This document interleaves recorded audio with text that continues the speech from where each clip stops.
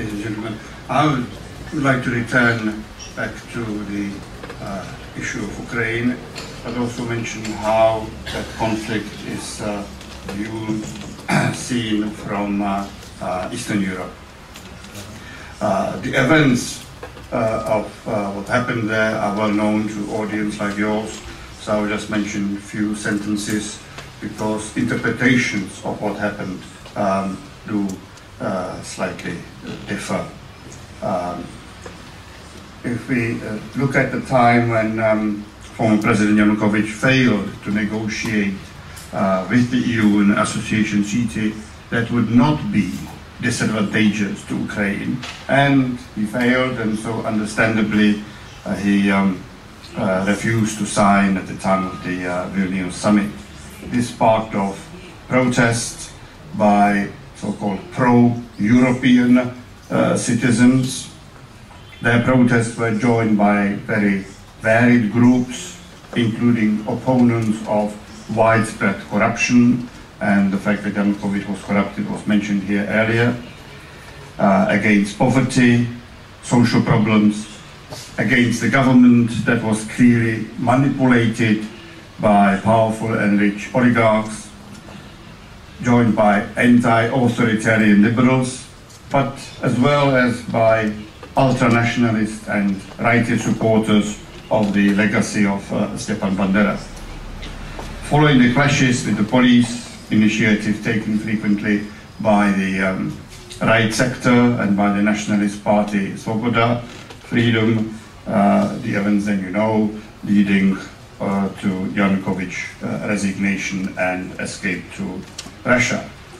So some argue today that what happened was an overthrow of a corrupt but democratically elected president by an armed coup d'etat. Others maintain that the opposition leaders were later endorsed by parliament and therefore the government can be seen as legitimate, which I doubt, but it's debatable.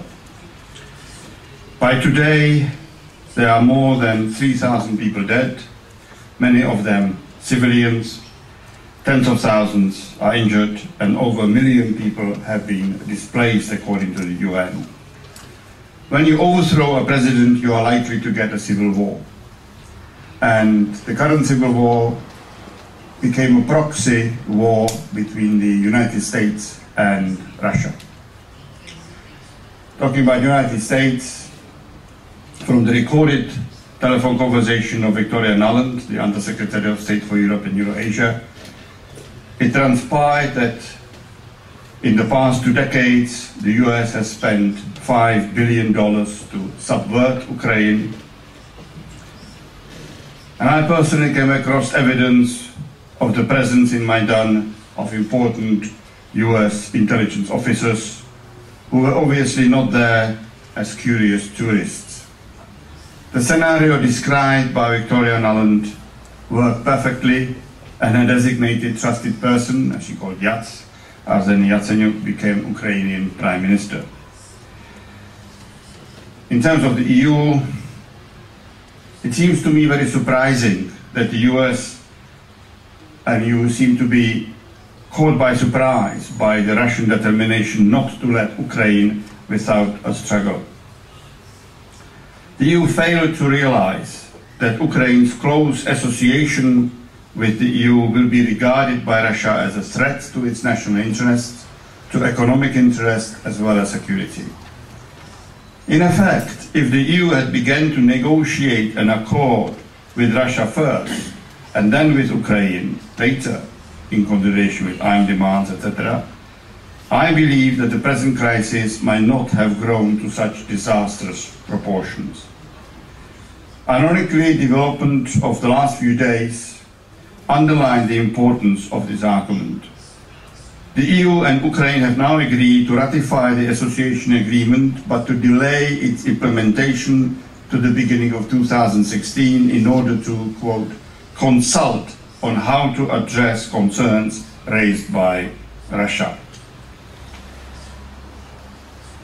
I noted that the Ukrainian billionaire Viktor Pinchuk in this connection asked Jose Barroso what I would regard as a very unpleasant question.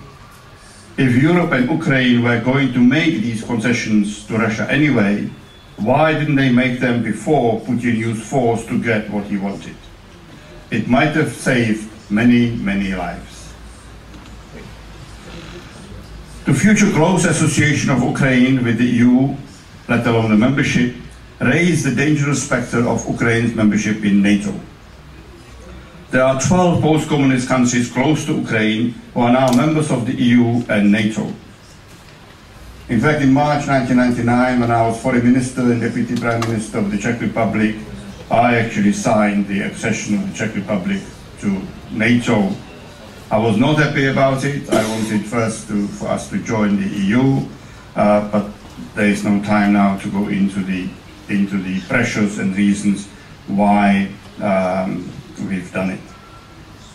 Russian leaders have regularly complained that the earlier US assurances given to President Gorbachev that NATO will not continue to enlarge eastwards have been broken and shelved. Let me mention some of the divisions. The current increasing tensions between Russia and the West have exposed a very large number of deep divisions. There is a new emerging wall, and Andrei Grachev mentioned walls a few minutes ago, wall of separation, or at least of a gross misunderstanding, like between Western and Eastern Europe. However, there are also divisions within the West, including within NATO. Equally, there are divisions within the East, including, for example, within the Visegrad Group. There are also emerging divisions within Western Ukraine, where Poroshenko no longer controls all the fighting units, especially not the volunteer brigades controlled by right sector or by some of the oligarchs. Even the Eastern Europe is not spared divisions among the leaders of the rebels. Most recently also divisions, there are also divisions between some of the leaders, rebel leaders, and leading Kremlin politicians. The divisions between the Western and Eastern Europe also mean a deep division within NATO on the Ukrainian issue. There's a war party led by Poland and the 3 Baltic states, and to a lesser extent Romania. From the West, the war party is joined primarily by Britain. And there's a party that wants to avoid dangerous confrontation with Russia. Some of these people, Germans, Italians, Spanish, and to a certain extent also the French, depend on Russia in some ways for their economic prosperity. They want to negotiate, not punish Russia. As I have mentioned, these divisions are not the prerogative of the West. Eastern Europe is also far from united. For example, on the anti-Russia sanctions front, there is a deep division between Poland and Slovakia, with the governments of the Czech Republic and Hungary to a large extent supporting the conciliatory approach of the Slovak government. Slovak Prime Minister Fico firmly rejected the third round of absurd sanctions, which offer no solution to Ukrainian crisis, and he also responded to the increasing militarization by making clear that he will never allow NATO base on the Slovak territory. The current fragile ceasefire has done nothing so far to narrow down the divisions between Western and Eastern Ukraine. President Poroshenko offered a special status, which was mentioned in the Minsk agreement, but that comes nowhere close to any form of federalization.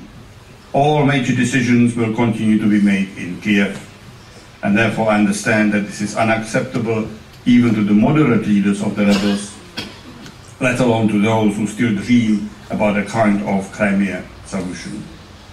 Unless reason, which is today a very scarce commodity indeed, will prevail, we may witness an emergence of a new Iron Curtain in the middle of Ukraine. If the reasonable proposal, from my point of view, of federalization will not be implemented, we may see the emergence of another frozen conflict and the emergence of a small state comparable to Abkhazia or even Transnistria. This, of course, may not be unacceptable to Kremlin. That's another debate. The issue of sanctions also divide people inside some of the East European states. Let me just briefly mention an example from my own country. Most of the media, especially the influential television companies, fully support the toughest possible sanctions and, in fact, all the policies proposed by the Kiev government. Their reports are full of bias, prejudices, distortions, and outright lies. As has been proven umpteen times, the first victim of a war is the truth and freedom of speech and freedom of press. These people seem to ignore both the historical experience that sanctions have never worked: Cuba, Iraq, Iran, former Yugoslavia, South Africa, etc., etc. They also ignore the fact that authoritarian governments are far less prone to respond to these kinds of pressures. The major government party, the Social Democratic Party, is divided between the hawks, who support the sanctions, the pragmatic center, which oppose the sanctions, primarily because they cannot change President Putin's policies, but in fact can harm the Czech economy, and these people include the current Prime Minister. And lastly, between those who reject the sanctions as the tool of a Cold War. Paradoxically, they enjoy both the support of the Communist Party and the support of the anti-communists assembled around former President Klaus. So the division goes across left-right spectrum. Despite the historically explicable distrust of Russia, especially since the 1968 invasion of Czechoslovakia, the anti-sanction camp gradually increases its strength as the military campaign of the Ukrainian army began to target civilians in Donetsk and Lugansk. And I would say the so-called anti-terrorist operation began to resemble a terrorist operation. No sane person would like to see a third world war. Helmut Schmidt recently stated that the Germans reject the Cold War and desire peace. I'm sure that this applies to most ordinary people across all the divisions which I mentioned, and there are many more. The crucial question is if their political will prevail.